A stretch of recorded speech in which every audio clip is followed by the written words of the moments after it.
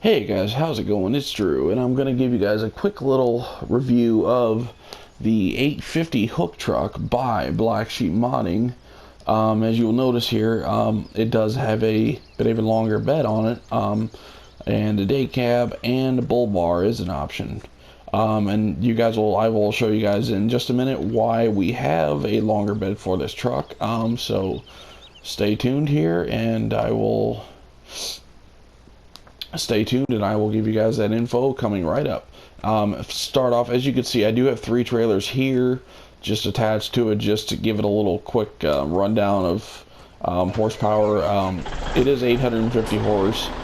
Basically, it is the same except for the longer body, the day cab, and the fact that, let's see here, it does have the all-wheel steering option. Yep. There we go. Yeah, it has the front and back wheels turn. Basically, it is the same truck as the 950, other than a few obvious changes, but it is the same basic styling that the other truck had.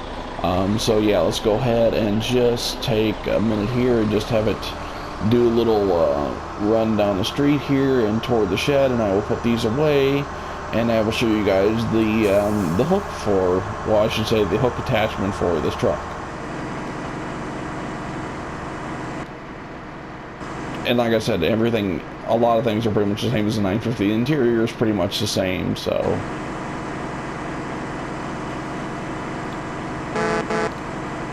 Still looks really nice when all lit up too. And like I said, I should show you guys this sometime at night when I can really show you guys what this thing looks like lit up, because it does look really nice.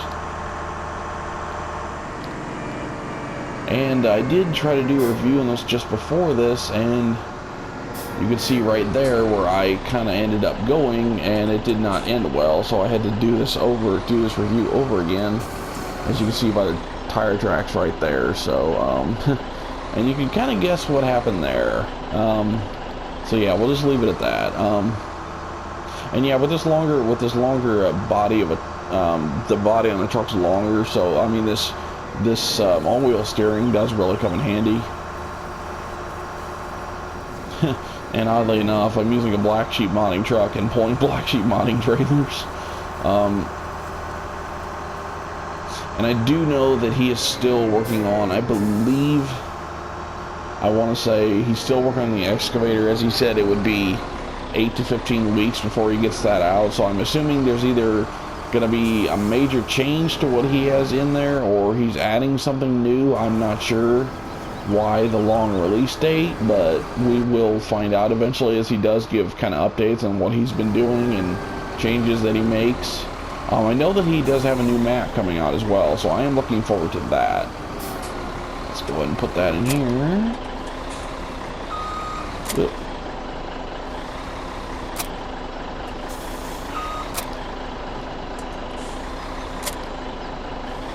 Okay, which one did I...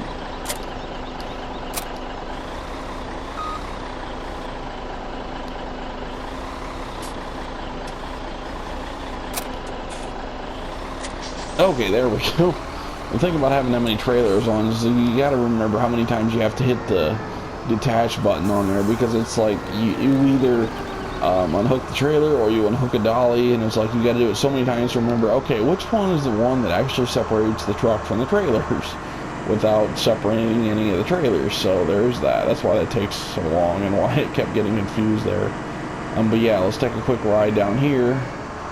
And as you guys can clearly see, here is it's basically the IT runner pack, which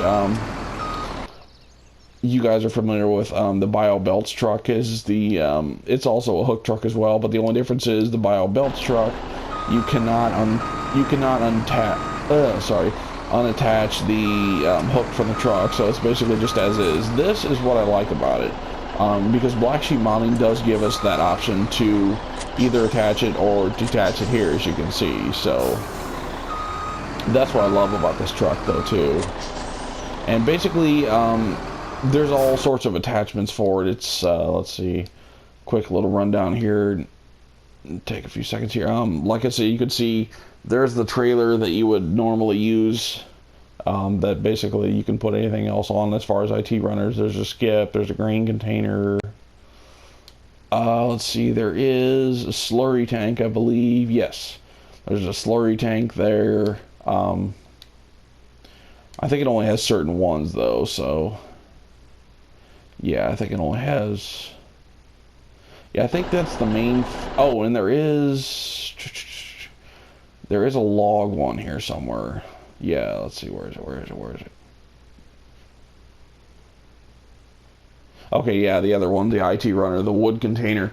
Basically all those that you can use with the IT runner truck, or and now in this case this truck. So it's always good to have more than one option. And as you can see, I am extending the arm here,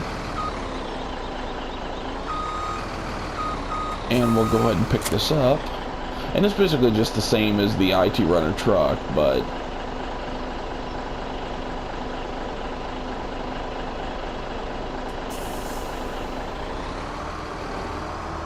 okay, there we go.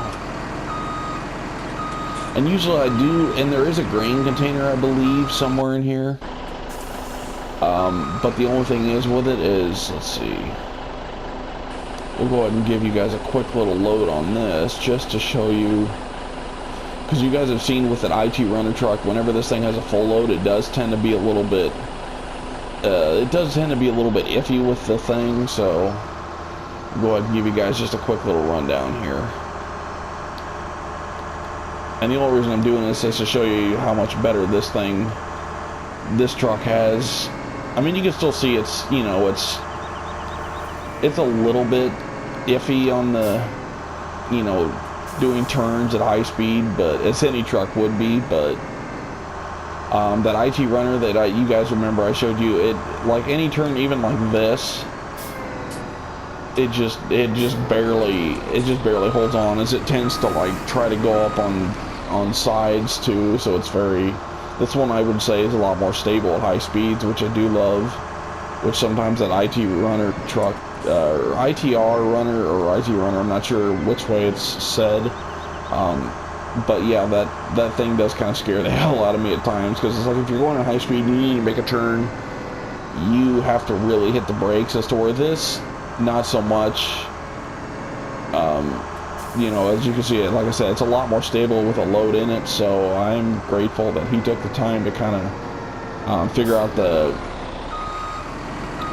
problems that the other truck might have had, and he kind of improved it on this a little bit. So, and there's the other